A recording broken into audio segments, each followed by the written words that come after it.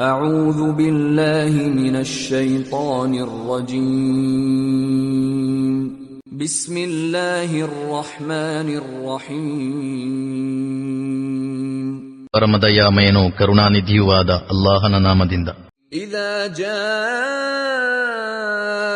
نصر الله والفتح ಅಲ್ಲಾಹನ ಸಹಾಯ ಬಂದುಬಿಟ್ಟಾಗ ಮತ್ತು ವಿಜಯ ಪ್ರಾಪ್ತವಾದಾಗ ورأيت الناس يدخلون في دين الله أفواجا ಮತ್ತು ಸಂದೇಶವಾಹಕರೇ, ಜನರು ತಂಡೋಪತಂಡವಾಗಿ ಅಲ್ಲಾಹನ ಧರ್ಮದಲ್ಲಿ ಪ್ರವೇಶಿಸುತ್ತಿರುವುದನ್ನು ನೀವು ಕಂಡಾಗ فسبح بحمد ربك واستغفر إنه كان توابا ನಿಮ್ಮ ಪ್ರಭುವಿನ ಪ್ರಶಂಸೆಯೊಂದಿಗೆ ಅವನ ಕೀರ್ತನೆ ಮಾಡಿರಿ ಮತ್ತು ಅವನೊಡನೆ ಕ್ಷಮೆಯಾಚಿಸಿರಿ.